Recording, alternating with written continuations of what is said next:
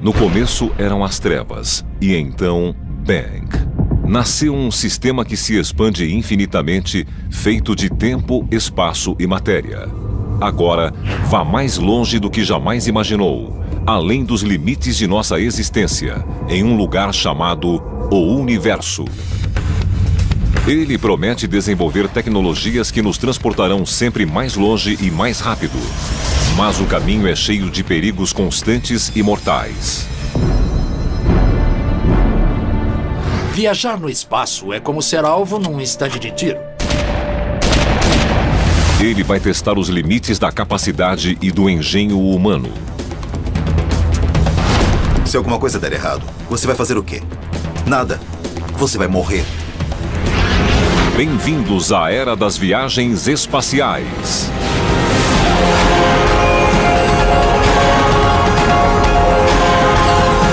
O Universo. Viajar no espaço. Por caminhos nunca antes imaginados, a mão do progresso está a ponto de entregar a humanidade aos céus. Por séculos, o misterioso esplendor do universo nos tem motivado a explorá-lo. Finalmente, seus mistérios estão ao alcance da mão e o destino do homem poderá ser cumprido. Não sei se está escrito em nossos genes, mas sempre que você vê algo na distância, sua curiosidade fica aguçada e você quer ver a coisa mais de perto. Então, apesar de os telescópios nos darem uma boa visão, se todas as coisas estiverem ao alcance de nosso programa espacial, por que não fazer a viagem? Saída em 10, 9, tudo em ordem, 5, 4 e... partida do ônibus espacial Atlantis.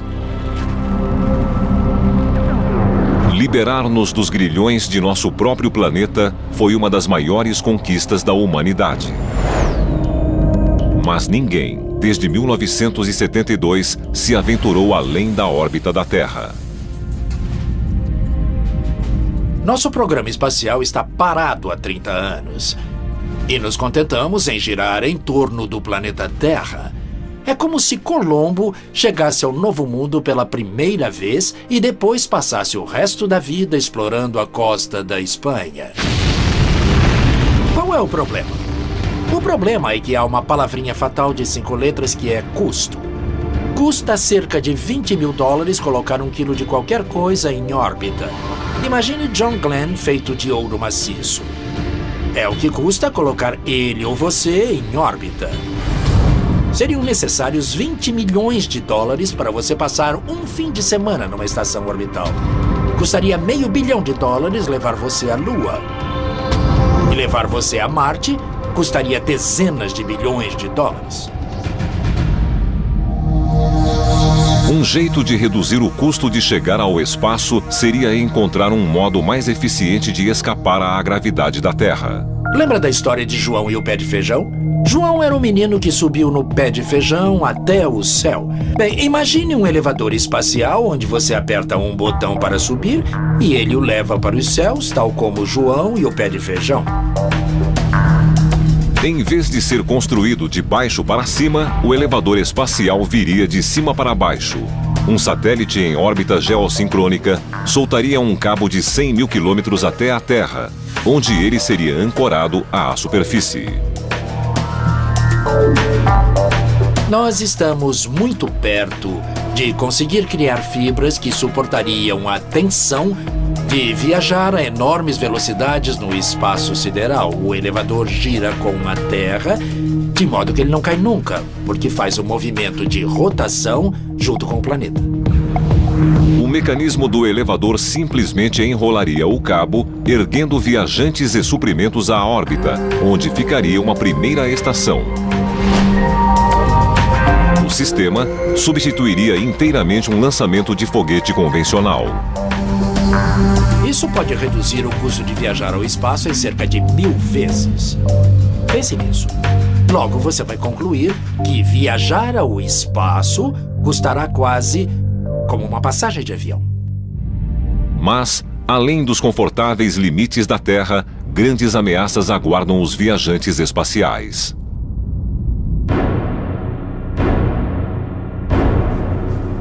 Voar no espaço sideral não é como dar um passeio de carro no campo. É mais como ir a um estande de tiro. Para o viajante desavisado, é como se o universo fizesse tiro ao alvo com ele.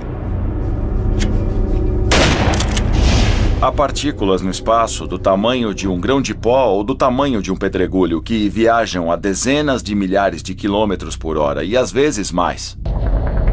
Mais de 500 mil desses projéteis, medindo entre 2 e 3 centímetros de diâmetro, passam por nosso planeta neste momento.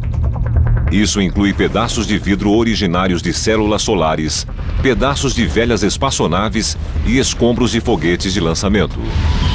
E no espaço mais profundo, o perigo aumenta, com meteoritos do tamanho de pedregulhos chamados micrometeoritos. Um pedacinho de poeira pode quebrar vidro, pode penetrar no metal, pode pulverizar plástico. E no espaço, isso acontece o tempo todo.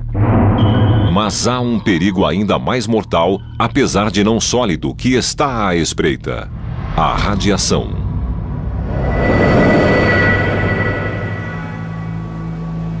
Os efeitos devastadores dessa energia invisível foram vistos na Terra logo depois das bombas atômicas da Segunda Guerra Mundial ou depois do acidente nuclear de Chernobyl. De forma angustiante, o próprio Sol que nos dá vida nos manda um fluxo de radiações venenosas. Estamos aqui protegidos no berço. Somos protegidos pela atmosfera da Terra e seu campo magnético, que absorvem a maioria das explosões solares, que criam a aurora boreal. No espaço sideral, você leva a aurora boreal de frente. Não há camada de ozônio, não há campo magnético para proteger você. E assim você fica exposto à rudeza do espaço sideral.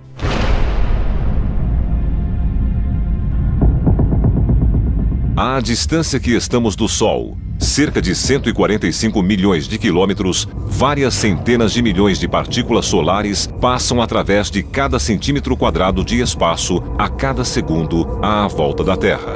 Há partículas de alta energia nos atingindo o tempo todo. Mas de vez em quando há uma dose a mais de partículas. O Sol sofre explosões e emite muita radiação, o que não é bom.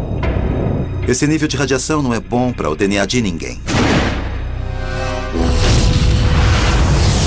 As manchas solares fazem irromper essa dose extra de radiação como uma bateria de canhões apontando para o cosmos. Não há como saber que a radiação virá antes de ela chegar. Infelizmente, o perigo da radiação permanece mesmo quando nos afastamos do Sol. É que há outra energia invasiva à espreita. Conhecidos como raios cósmicos galácticos, eles vêm de mundos distantes de estrelas que explodiram e de buracos negros. Raios cósmicos galácticos são partículas que viajam pelo espaço em velocidades próximas à da luz. Uma simples partícula de ferro que bate em seu corpo terá o efeito de uma bola de beisebol a 150 km por hora. Pode ser devastador. Apesar de partículas pesadas serem raras, se um astronauta tiver de sair da proteção da espaçonave, como acontece com frequência, milhares de raios cósmicos galácticos atingirão seu corpo a cada segundo. Em 24 horas, o viajante do espaço recebe radiações de raios cósmicos e de partículas solares equivalentes às recebidas por alguém na superfície da Terra em 6 meses. O corpo humano não vai sentir de imediato o efeito da radiação, mas, dependendo de sua quantidade, esse efeito pode ser notado mesmo de olhos fechados. As partículas parecem faiscar quando atingem a retina do viajante do espaço. As faíscas não cegam, mas você se pergunta, vi alguma coisa? E todos confirmam sua ocorrência, e a aparência pode mudar de vez em quando. No entanto, o verdadeiro choque para o corpo humano vem da estranha falta de peso. Acho que a coisa mais perigosa de viajar no espaço é a falta de gravidade. A falta de peso faz com que quase todos os sistemas de seu corpo comecem a mudar. E eles não param de mudar até que você volte a um mundo onde haja novamente gravidade. Uma das primeiras coisas que o viajante espacial perde pela gravidade zero é seu senso de orientação. O que é em cima e o que é embaixo? Boa pergunta. Para começar, é como você quiser. Se você disser que para cima é assim, tudo bem. Se você disser que é assim, tudo bem também.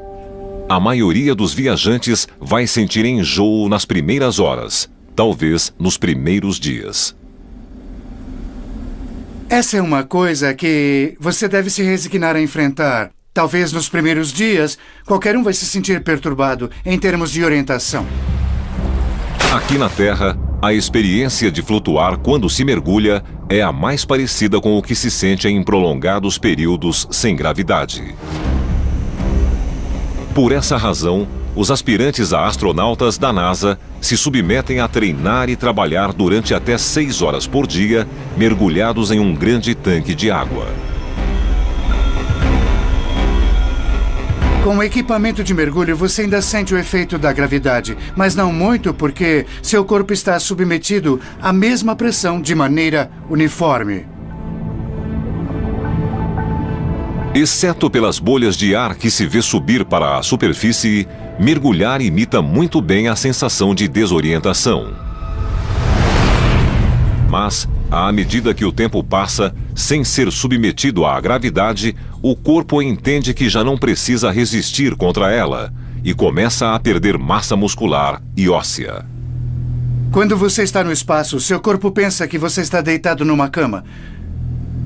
De modo que, se não tomar cuidado, seu corpo vai se atrofiar. Para compensar isso, um astronauta precisa de exercícios diários.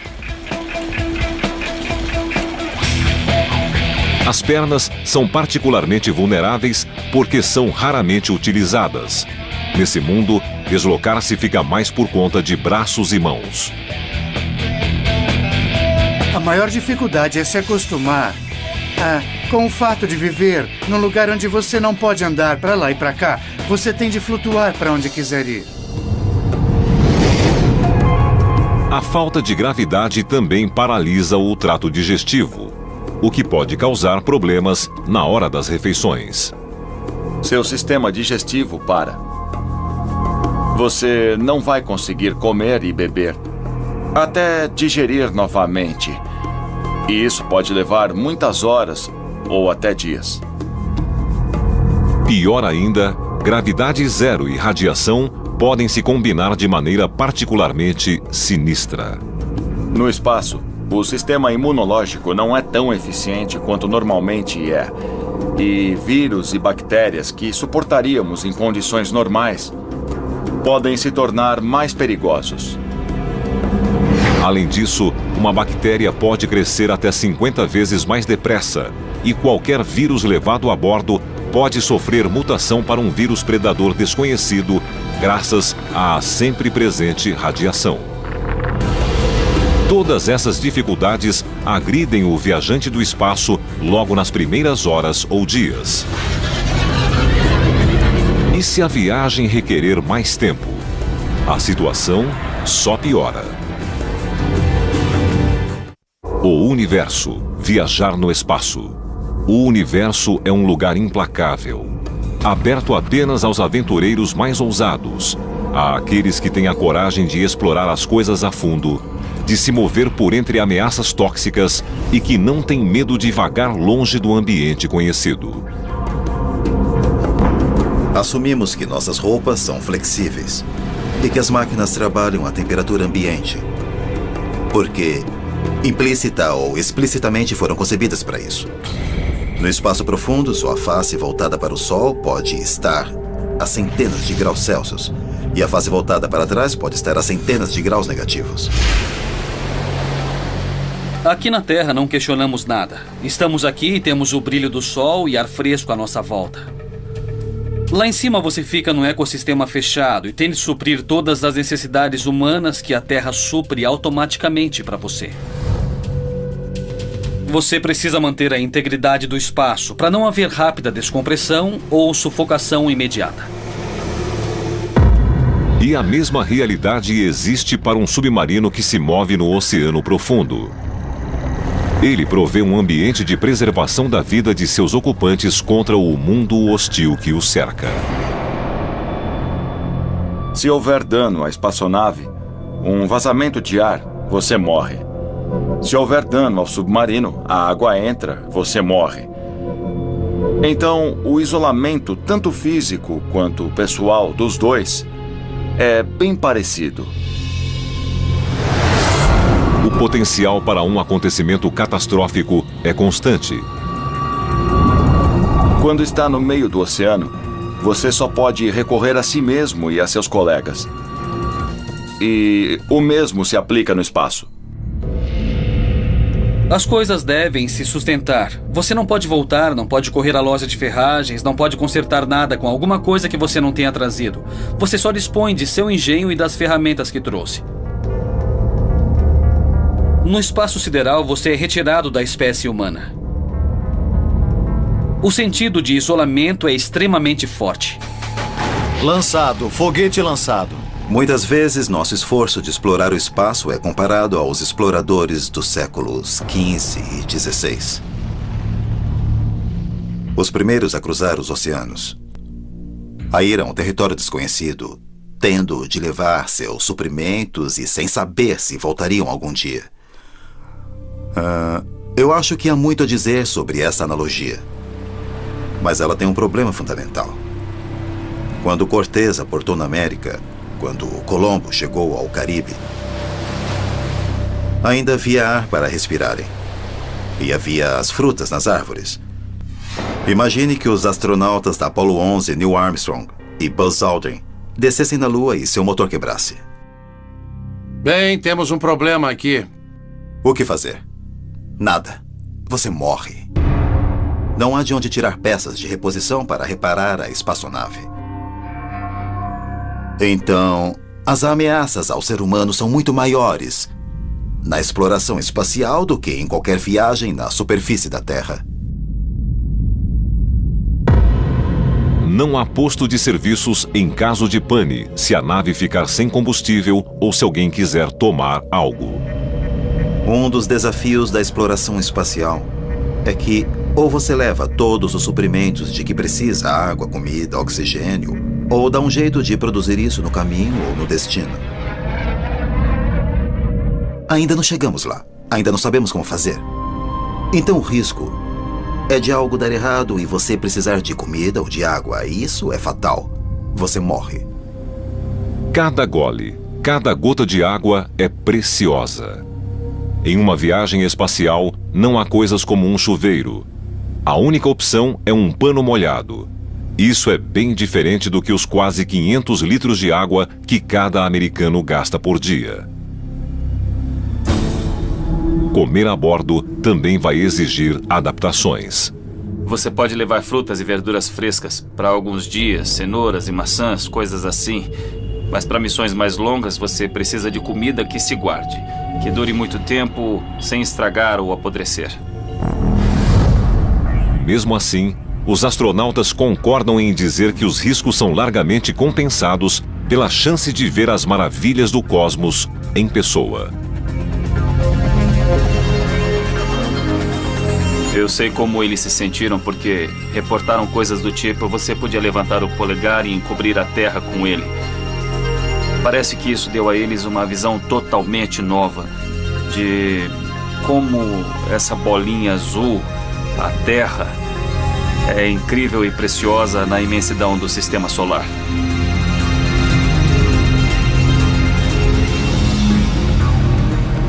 A experiência me mudou para sempre. E eu acho que pode mudar qualquer um que passar por ela no futuro. No entanto, a duração de viagens futuras pode limitar as experiências possíveis aos viajantes do espaço.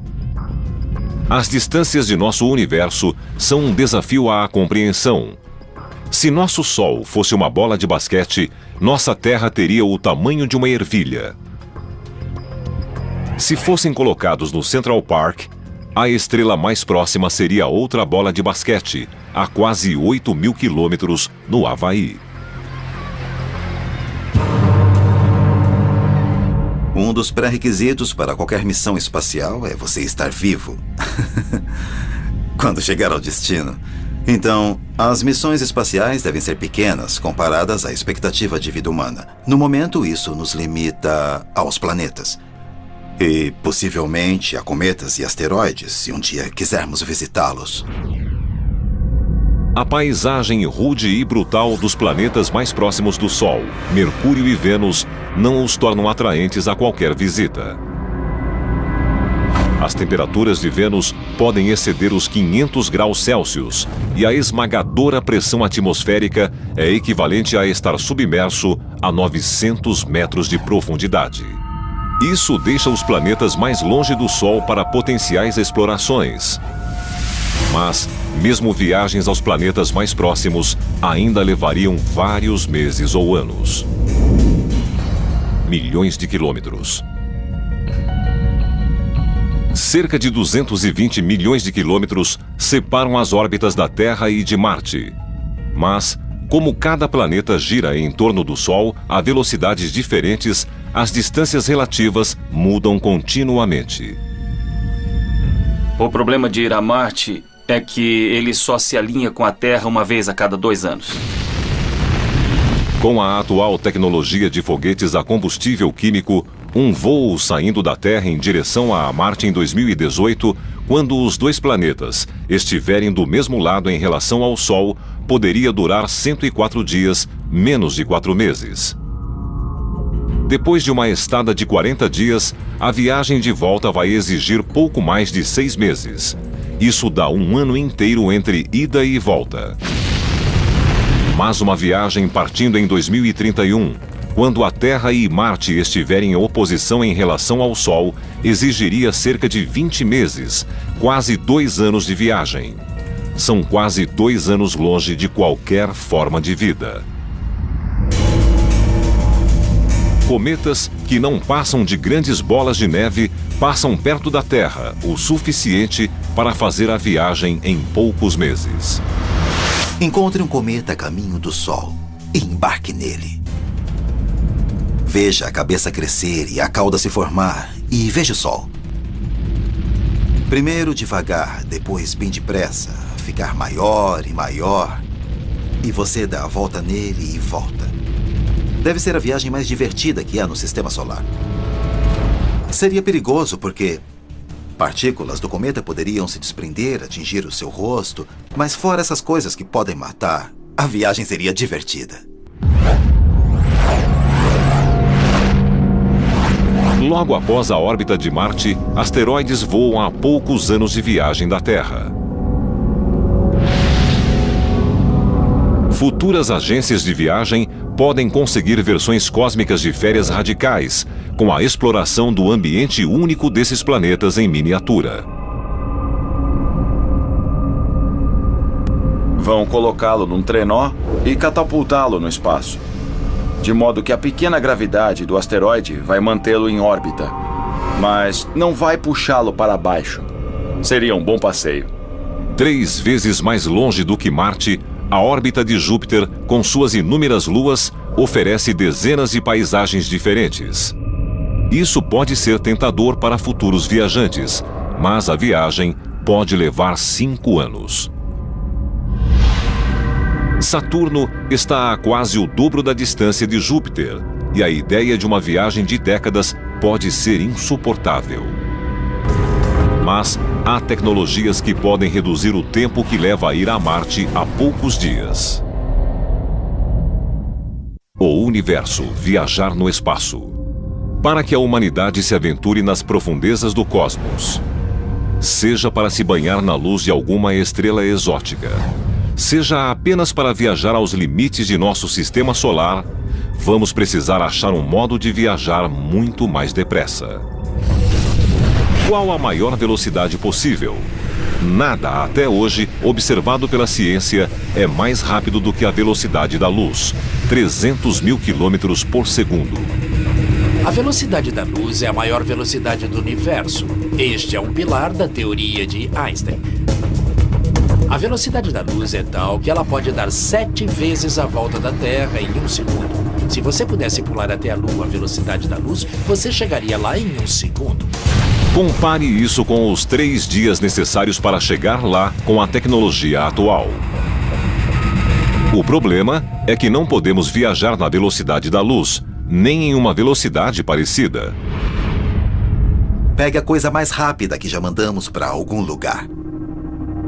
E veja em quanto tempo ela chegaria à estrela mais próxima. Demoraria 50 mil anos. Isso é usando a propulsão química atual, cuja velocidade máxima alcança 65 mil quilômetros por hora. É essa a propulsão que usamos para tirar nossos foguetes do planeta. Mas levar alguém a Marte em menos do que alguns meses exigiria um tipo diferente de propulsão. Há algumas ideias sobre como atingir velocidades que se aproximam da velocidade da luz, rápidas o suficiente para nos levar a qualquer ponto do sistema solar em menos de um dia ou às estrelas mais próximas em menos de uma década. Essa teoria se refere a um antigo método de propulsão terrestre, o vento que empurra uma vela. Foi Kepler, o grande astrônomo, o primeiro a fazer anotações sobre a possibilidade de usar velas para navegar no espaço. A luz que jorra do Sol age como uma rajada de vento no espaço sideral. O vento solar é o que cria a cauda dos cometas quando se aproximam do Sol. Mas o vento solar corre em todas as direções e, à medida que a distância do Sol dobra, sua potência é reduzida por 4. Mas, com a ajuda da Lua, há um modo de fazer a luz continuar focada em uma certa direção. Se colocarmos uma bateria de canhões a laser na Lua e os dispararmos em sincronia com o vento solar, poderemos fazer esse vento atingir cerca da metade da velocidade da luz. Mas os lasers se diluem no espaço. Por exemplo, se apontarmos um canhão da Terra diretamente para a Lua, ele não vai criar um ponto na Lua. O ponto se formará cerca de 8 quilômetros além da Lua. Mas essas velas seriam enormes. Agora estamos falando de astronautas que gastariam vários meses no espaço, navegando centenas, talvez milhares de quilômetros, de modo leve e durável, para capturar luz de bateria de raios laser colocada na Lua. Mas a navegação solar limita as espaçonaves a destinos dentro do nosso sistema solar. Uma alternativa a esse problema é recorrer ao hidrogênio, o elemento mais abundante do universo como fonte de propulsão.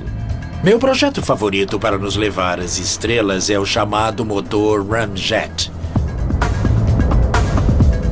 O motor Ramjet tem uma entrada gigantesca em sua frente, que traga hidrogênio enquanto se move no espaço sideral. Ele coleta o hidrogênio e o fusiona, como faz o Sol, e dispara uma enorme corrente de íons pelo escapamento. Em teoria parece fantástico, e em teoria parece que o motor Ramjet poderia funcionar para sempre, simplesmente utilizando o hidrogênio que se encontra naturalmente no espaço. Infelizmente, os cientistas ainda não conseguiram realizar uma fusão de hidrogênio capaz de prover propulsão em testes.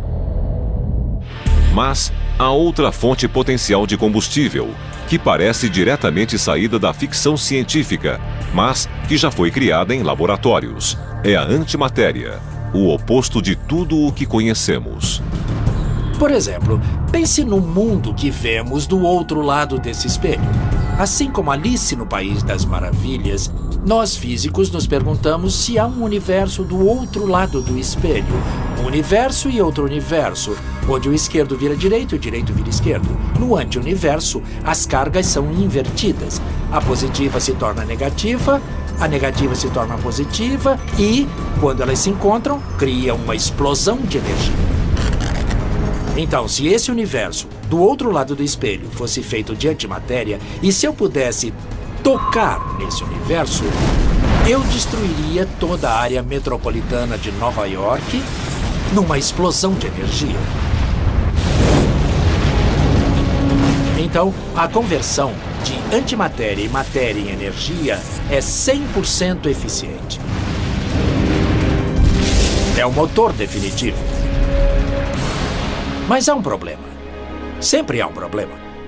Mesmo que tenhamos conseguido criar antiátomos em laboratórios, os custos são estupendos. Os Estados Unidos iriam à falência para criar uma colher de chá de antimatéria. No entanto, só precisaríamos de alguns gramas de antimatéria para ir a Marte e talvez de algumas colheres de chá para nos levar às estrelas próximas. Mas para visitar uma estrela distante ou outra galáxia, vamos precisar de algo estranho. Algo que nem Alice imaginaria, olhando pelo seu espelho. O universo, viajar no espaço. Os cientistas continuam a procurar um método de propulsão para nos levar sempre mais longe. Mas mesmo à velocidade da luz, não iríamos muito longe. A luz é rápida, mas o universo é enorme. De modo que, mesmo se conseguirmos cavalgar um raio de luz, se quiséssemos atravessar a galáxia, como se vê nos programas de ficção científica, levaríamos 100 mil anos. E mesmo na velocidade da luz, viajar à galáxia mais próxima levaria vários milhões de anos. Se a velocidade da luz é a maior do universo, parecemos condenados às vizinhanças de nossa galáxia. O que procuramos desesperadamente são novos conhecimentos sobre o tecido espaço-tempo, o que poderá nos permitir saber como distorcê-lo para usar atalhos. É isso que fazem no filme Jornada nas Estrelas, quando ligam seus defletores. Eles querem chegar de um lado da galáxia ao outro. Só o que eles fazem é ligar os defletores, que distorcem o tecido espaço-tempo para usar um atalho. É basicamente um truque. Todos conhecem o famoso ditado de Einstein: você não pode ir mais rápido do que a luz. No entanto, aqui há um senão. Einstein deixou a possibilidade de se rasgar ou dobrar o tecido espaço-tempo para que você realmente use um atalho no universo. Pense no tapete. Se você quiser atravessá-lo, pode usar o modo tradicional.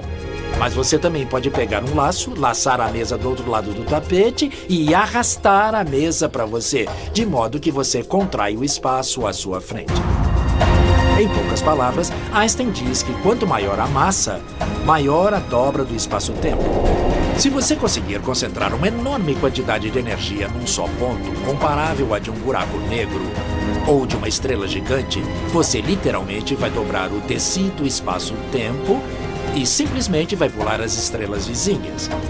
Em outras palavras, você não foi realmente às estrelas, mas você as trouxe até você, porque comprimiu o espaço à sua frente.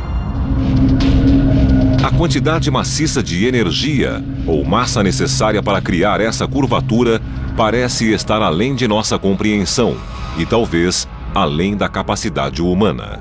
Mas pode haver uma alternativa.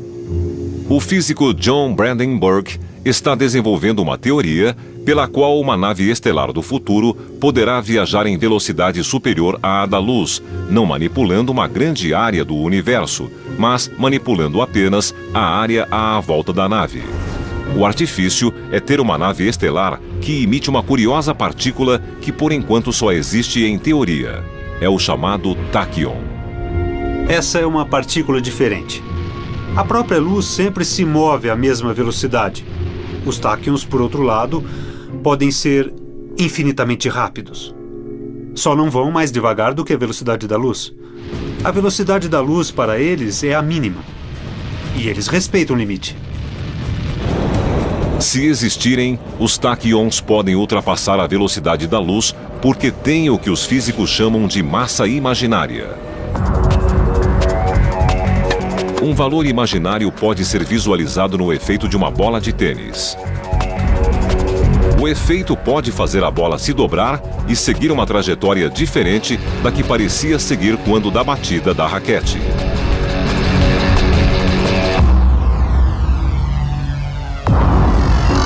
Do mesmo modo, um táquion não é visto no universo e pode quebrar os limites de velocidade.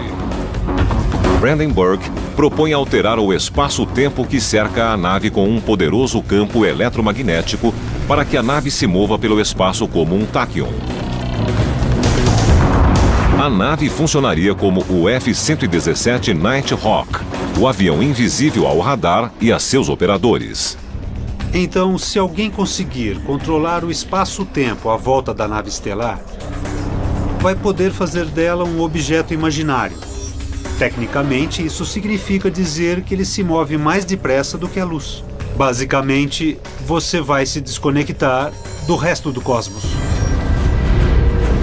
Isso pode garantir ao viajante a habilidade de ir a qualquer lugar do universo em um piscar de olhos, como se uma multiplicidade de portas aparecesse de repente. Você entra por uma porta ou sai por outra do corredor tão depressa que vai parecer que você não se locomoveu para lado algum.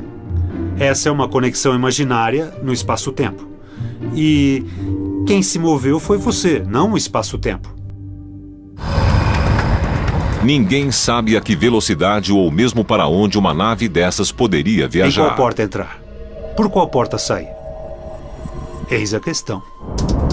Mas viajar pelo corredor do universo não será possível sem antes superarmos uma de suas forças fundamentais, a força que nos mantém sobre nosso planeta. Escapar do campo gravitacional da Terra é a primeira coisa que temos de fazer. 10, 9, 8, 7, 6... Para um objeto escapar do campo gravitacional da Terra... 2, 1... Ignição e partida do foguete. Ele tem de alcançar a velocidade de 28 mil quilômetros por hora. Nessa velocidade, pode-se percorrer de Nova York a Los Angeles em 8 minutos. Não há outra maneira com o que temos hoje. Apenas a força bruta. Enquanto um elevador espacial teórico poderia elevar as coisas e tirá-las da gravidade, um foguete só escapa da gravidade usando a força bruta originada pela reação química explosiva da queima de combustível. É a energia química que move os motores dos foguetes atuais. Cada vez que você queima algo, usa energia química. A ignição de um foguete se dá por energia química. Cada vez que você liga o motor de seu carro, você usa energia química armazenada na gasolina. Só o combustível pode representar 90% do peso total da espaçonave.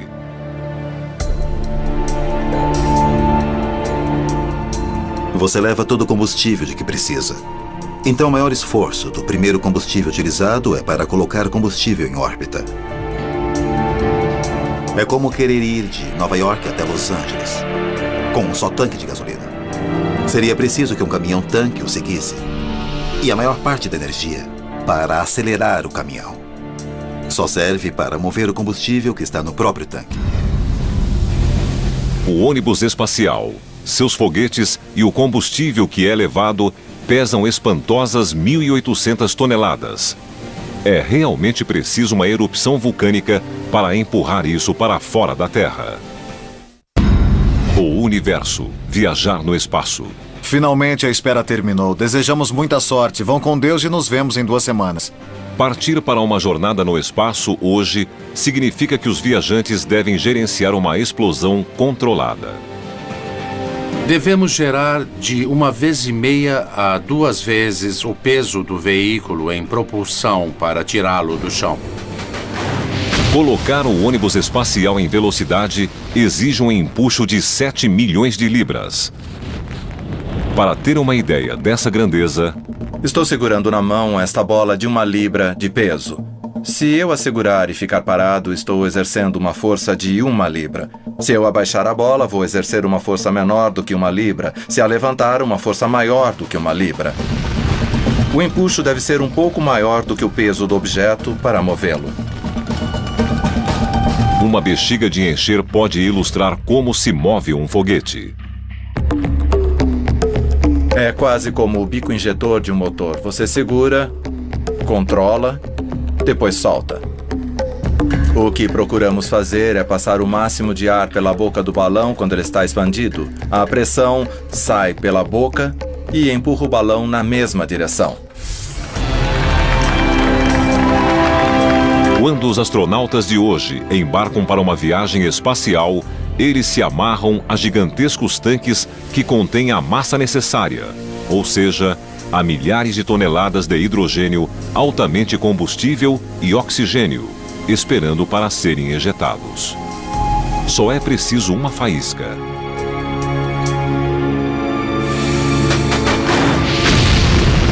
O motor principal começa 6 segundos antes da decolagem. Toda a nave estremece, parece que ela só quer se separar da rampa de lançamento. O foguete da nave espacial Endeavour consome... E daí então você pensa, puxa vida, é muita força, 1,5 milhão de libras de empuxo. É quase surreal. Você acha que não está acontecendo. Mas é algo que você quer fazer há muitos anos e está acontecendo. É como conduzir um terremoto. Você gastou milhões de dólares em combustível só para os primeiros 2 minutos de voo, quando os foguetes de impulso se separam. A separação dos 2 foguetes mais parece uma trombada de trens. A sensação é de aceleração, sempre mais, à medida que se queima o combustível do tanque principal. Então, pelos próximos 6 minutos, você acelera até o ponto de sentir 3 Gs. 3 vezes a força da gravidade terrestre. A sensação é de ter um gorila sentado no seu peito.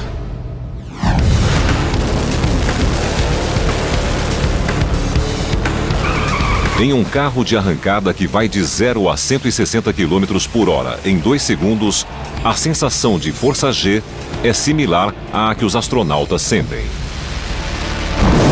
A nave continua a acelerar e você vê a velocidade se medir em milhares de quilômetros por hora, até chegar a 25 vezes a velocidade do som. Então há um corte e tudo passa a flutuar. Você está no espaço. O espaço não é tão longe, ele está a 8,5 minutos da Terra. O próximo passo em direção à aventura de conhecer novos mundos espaço afora será visitar uma velha amiga.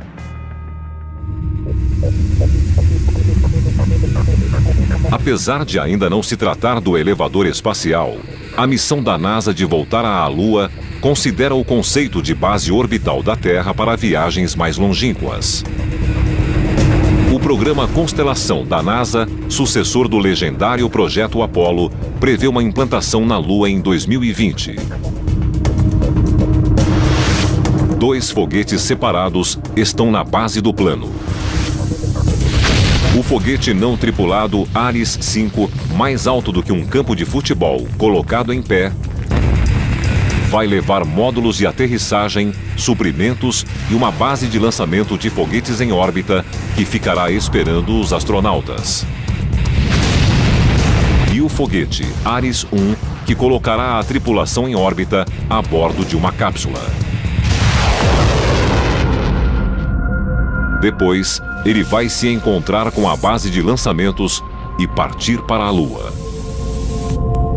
Pode levar mais suprimentos e artigos para a Lua, é o que esse programa contínuo nos proporciona. Não como o Apollo, que só permitia ir à Lua 1 ou 2 dias no máximo antes de voltar. Encontraremos maneiras de superar as grandes conquistas do programa Apollo? Poderemos atravessar o vasto cosmos tão rapidamente e sem esforço quanto viajamos para outra cidade ou outro continente? Somos obrigados, se quisermos, sobreviver enquanto pessoas. Não vamos parar de explorar. A história nos ensinou repetidas vezes que as sociedades que pararam rapidamente desapareceram. Explorar é parte do que somos, do que devemos deixar a nossos filhos e aos filhos deles. Somos assim e fazemos assim.